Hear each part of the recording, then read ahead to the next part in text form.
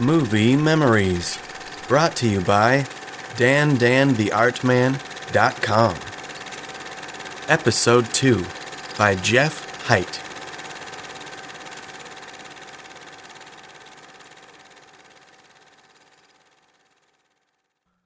When I was too little to remember where I lived or who I was with, I got to go to the movies for the first time. This experience changed my life forever for some obvious and not so obvious reasons.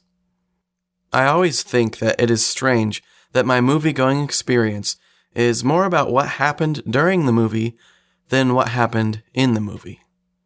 That first movie was the Muppet Movie, but I don't remember many of the details of Kermit and Fozzie and their cross-country adventure.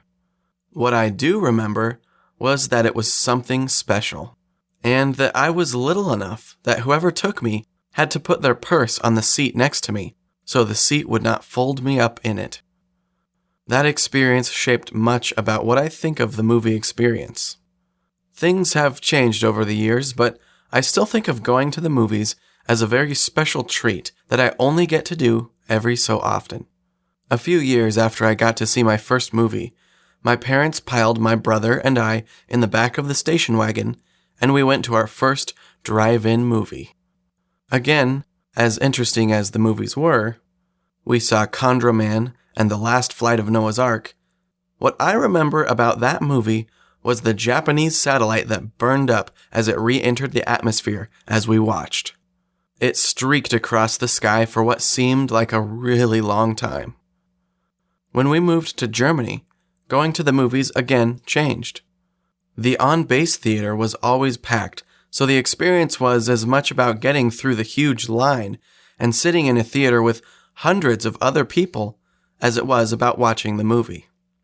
Also, there was the fact that we never got to see movies when they first came out. They were almost always a year late.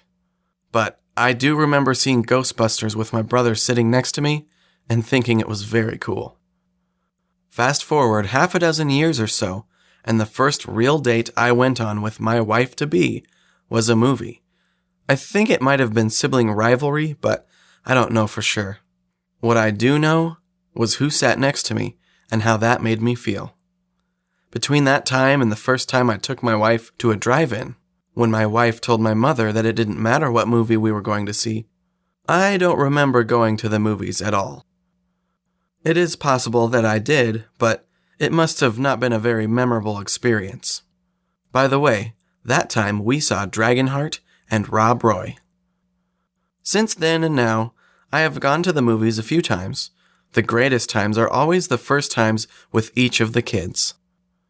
We saw the first VeggieTales movie, Kung Fu Panda, Toy Story 3, and Despicable Me, and several others in the middle, each time for the first time with a new kid. Watching them see a movie on the big screen for the first time is always something special.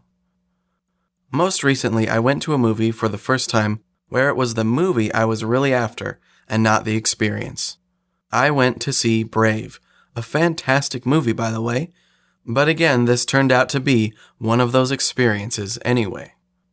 I went to see it with my wife instead of with my kids.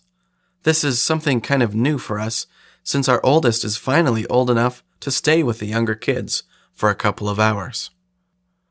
We sat in the theater and held hands like we were a couple of teens again. But as in the past, this movie experience ended up being as much about the experience as it was about the movie.